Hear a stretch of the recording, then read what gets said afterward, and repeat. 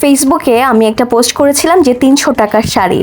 তো পোস্ট করার সাথে সাথে সবাই কমেন্ট করলেন যে ৩০০ টাকার শাড়ি তো দেখে বোঝাই যাচ্ছে না, কিন্তু ৩০০ টাকার শাড়িতে আমি কেমন একটা বাঙালি লুক দিলাম সেটা কিন্তু আমাকে অবশ্যই জানাবেন।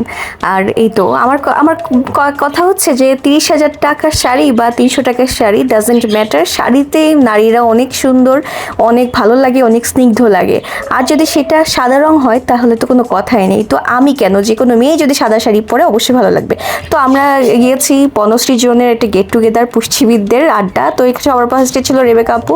আর এই তো সবে ভেনুতে গিয়েই দেখি যে রেবেকা আপু এসেছিলেন। আর এটা হলো পিৎজা বার্গ বনশ্রী ব্রাঞ্চে। তো অলরেডি আমি যে আমার লুকটা দেখতে পাচ্ছেন, তো আমি এটার সাথে পরেছি বড় একটা নেকলেস এবং এটার সাথে কানের দুল পরেছি সাদা রং, এবং সাদা রং আমার অনেকদিন ধরে পরার ইচ্ছে ছিল, তো প্রচুর ক্ষুধা লাগছিল, এই জন্য সবার ফার্স্টেই চিকেন ললিপপ অর্ডার করেছি এবং এটার সাথে খুব সুন্দর একটা সস দিয়েছিল। তো এখানে এই যে আমাদের ডায়েটিশিয়ান আরেকজন চলে আসলো। আর এখানে এই যে রেবেকা আপু, উনি হচ্ছে ইন্টেরিয়রগুলো দেখছেন। আর এই তো খাবার অলরেডি চলে এসেছে।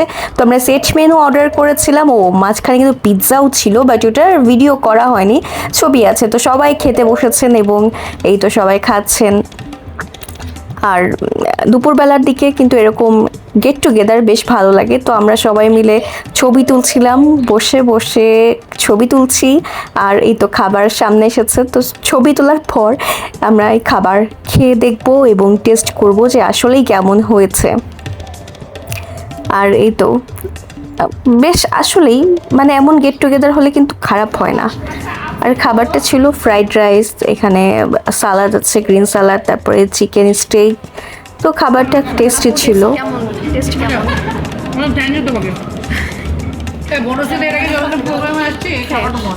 হ্যাঁ আপু, এখন আমি টেস্ট করব।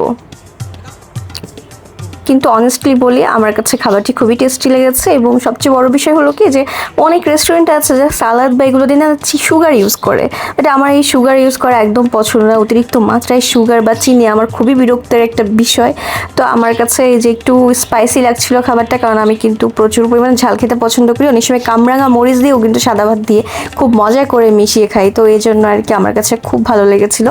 আর এটা যেহেতু সেলফি মুডে, এই জন্য হয়তো মনে হচ্ছে যে বাম হাত দিয়ে খাচ্ছে, আসলে বিষয়টা এরকম নেই। তো এই যে শম্পা আপা স্পিকার ছিলেন এবং বর্ষা আপাও ছিলেন। ও মাঝখান দিয়ে আমি কিন্তু আবার গাজরের লাড্ডু বানিয়েছিলাম সবার জন্য। তো গাজরের লাড্ডু বানিয়ে তারপর এখানে নিয়ে গেলাম। এই যে রেবেকা আপা এখন সবাইকে দিবেন। তো সবাই আমাকে থ্যাংক ইউ জানালো যে মিষ্টি বানানোর জন্য।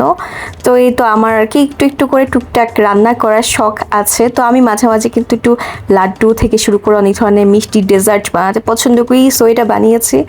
আর এই তো রেবেকা আপু জিজ্ঞেস করলো যে কিসের লাড্ডু, তো আমি পরে বললাম যে গাজরের লাড্ডু, এবং ফার্স্টে আমাকে খাইয়ে দিচ্ছিল আপু, কিন্তু আসলে আমি প্রস্তুত ছিলাম না। বাট আপু অনেক ভালো, এই জন্য সবার ফার্স্টে আমাকে দিয়ে যে টেস্ট করালেন যে আসলে কেমন হয়েছে।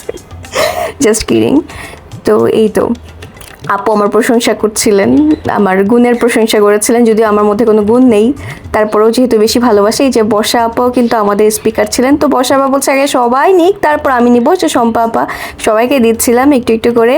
আর এই যে এত সুন্দর একটা প্লেস ছবি তোলার, তো রেবেকা আপা বারবার করে ঘুরছিলেন এবং রেবেকা আপা এবং আমার সাথে কাইন্ড অফ হচ্ছে মিলে গেছে। তো আমরা এখন আবার যাচ্ছি মিনি কক্সবাজারে। তো আমার সাথে ছোটো খেলা আছে। আর হচ্ছে এই তো মিনি কক্সবাজারে যে গেলাম, যাওয়ার পরে যে দেখতে পাচ্ছেন পরিবেশটা খুবই সুন্দর, অনেক সুন্দর একটা প্রাকৃতিক দৃশ্য। বাট শুক্রবার হতে এত বেশি জ্যাম ছিল এবং ওখানে কিন্তু আসলে প্রচুর জ্যাম, কিন্তু পরিবেশ দেখতে কিন্তু অনেক ভালো লাগে এবং অন্যরকম একটা মনোরম পরিবেশ থাকে। তো ওইখানে দেখতেই পাচ্ছেন।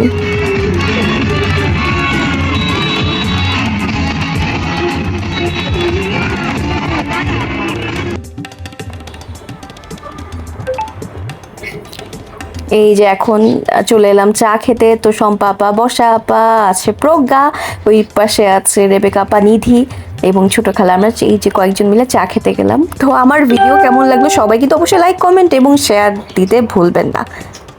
আর হ্যাঁ, অবশ্য আমার কাছে সিম্পল শাড়ি পরতে বেশি ভালো লাগে, বাট আমি জর্জেট শাড়ি বেশি পরি। আমি যতটা সত্যি পছন্দ করি না বা প্রেফার করি না, বাট আমার যেহেতু সাদা রং দেখেছে, সো আমার কাছে মনে হলো একটু সাদা পরি। আর আমাদের ড্রেস কোড ছিল নীল এবং সাদা, তো যার কারণে আমি সাদা রংটি চুজ করলাম। নীল রঙের অনেক ছবি আছে ফেসবুকে, যার কারণে নীল রং পরা হলো না, সাদা রঙই আমি সিলেক্ট করলাম এবং প্রেফার করলাম। তো এই তো কিছু ফটো সেশন করলাম, এই যে সবার সাথে গ্রুপ ছবি তুললাম। তো রেবেকা আপু আমার অনেক গিফট দিয়েছিল। এই তো আজকের ভিডিও এই পর্যন্ত। সবাই ভালো থাকুন, সুস্থ থাকুন, আল্লাহ হাফেজ।